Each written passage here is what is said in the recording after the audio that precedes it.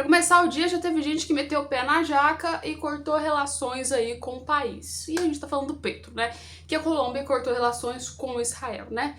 Como eu disse para vocês, Israel ia ter muito problema com essa ofensiva que eles estão querendo fazer. Por quê? Embora o intuito seja combater o Hamas, eu disse que ia ter sanções econômicas e elas estão começando a vir agora. Bem dizer que não dá para tirar muito de base a própria Colômbia e o Petro, porque sim, não é a primeira vez que o Petro faz esses cortes de relações e é querendo ou não, ele já fez isso com a Argentina. E os motivos foram assim, um pouco duvidosos para se cortar relações com o país, né? Não é porque o presidente do outro país, o atual presidente, vai lá e fala que você é um mentiroso, fala coisas sobre você que você vai cortar relações com o país. Você nem sabe se depois vai trocar de presidente. Ou achei arriscado demais e agora ele fez de novo com Israel.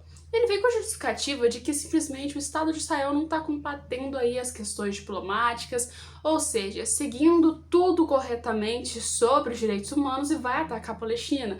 E ele não quer se envolver com países que tornem esse tipo de coisa, ou seja, que apoiam esses conceitos. E aí que entra onde ele resolveu, então, declaradamente, sem nenhuma afirmação, sem nenhum falar simplesmente que vai trocar todas as relações internacionais com Israel, ou seja, não vai ter mais relação internacional com Israel. Todos os produtos que tinham entre Israel e até mesmo entre a Colômbia, entre tudo que a gente fala de diplomacia, entre questão de embaixadas, tudo vai ser retirado de Israel agora pela Colômbia, ou seja, nada mais vai ter a ver com Israel, né?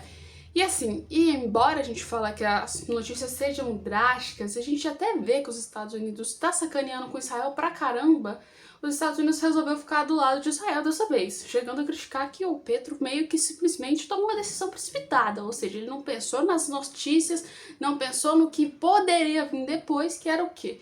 E se Israel ganhar a guerra? E o que acontece se ele cortar a diplomacia agora com Israel? O que vai acontecer? E os produtos que os israelenses produzem? Ou seja, algumas coisas que podem prejudicar para a Colômbia. E claramente, os Estados Unidos diz que foi uma decisão muito assim, acirrada, muito extremamente impulsiva da parte do Petro e não concordou de forma alguma com isso, tá? E o que eu digo para vocês?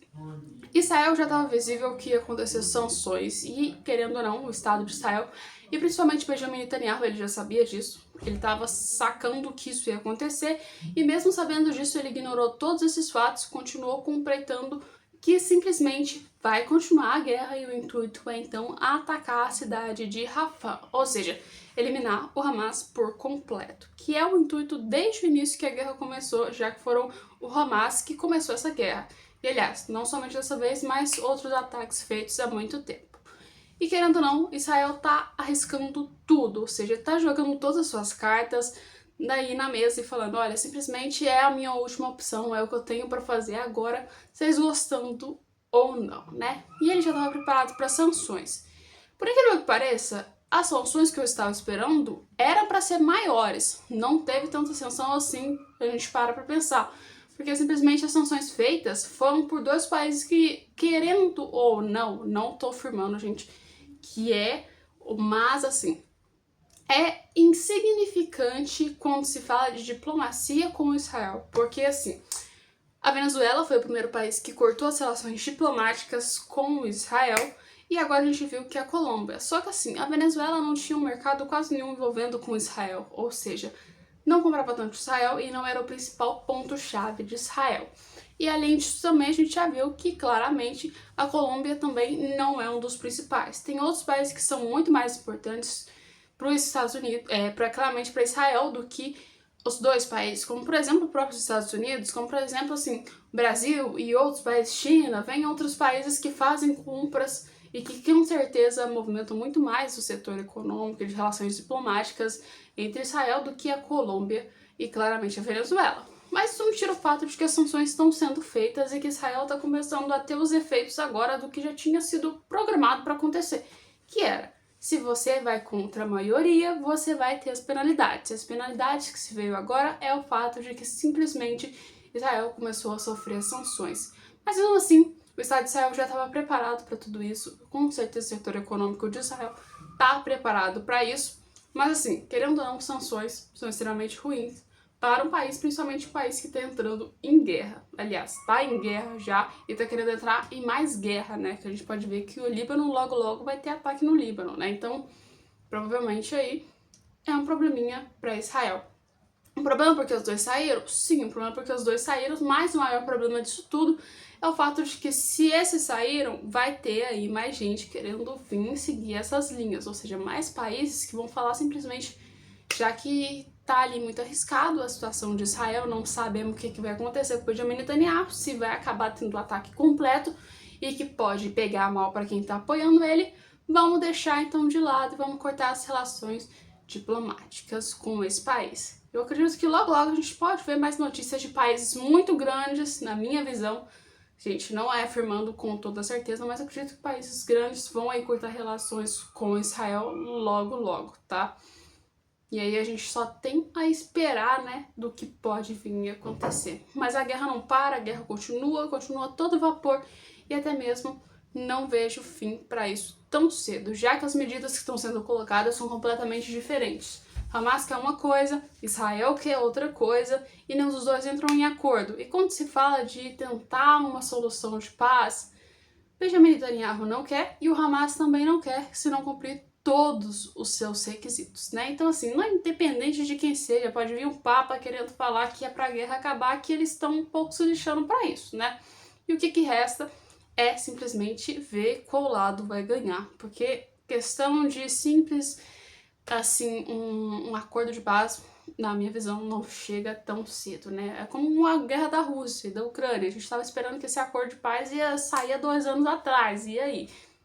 Tá continuando a guerra e até agora ninguém teve nada falando sobre um acordo de paz que tenha dado certo, já porque a maioria dos acordos são feitos ou unilateral, né? Porque a gente viu que nenhum acordo é bilateral, e embora os países entrem no meio para falar, vamos mediar isso aqui, vamos fazer aquilo ali, querendo ou não, a gente sabe que assim, cada um tá apoiando um lado e nunca chega a um acordo. Só chega quando a situação tá muito lascada mesmo, que aí não tem mais o que fazer. Aí tem que achar um tipo de acordo para resolver o problema.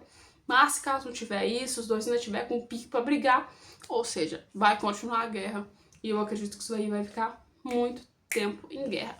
No meio disso tudo, quem acaba se lascando, quem acaba tendo aí todos os efeitos de uma guerra é o povo de Israel e o povo palestino, que às vezes não tem nada a ver com a situação e acaba sendo penalizado pelas ações de outros governantes, né?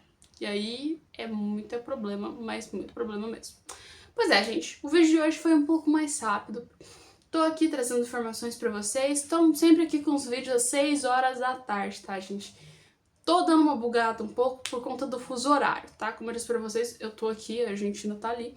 E assim, o fuso horário daqui é diferente e eu não consigo, às vezes, regular esses fuso horários, porque meu celular ou ele atualiza o horário, ou então ele vai lá e muda o horário. Pra quem não sabe, é tipo assim, eu tô aqui, o Brasil é, por exemplo, 6 horas da tarde aqui agora, aqui no lugar onde que eu tô é 5 horas da tarde. Então, assim, os horários são um pouco desregulados e às vezes eu acabo esquecendo, tá?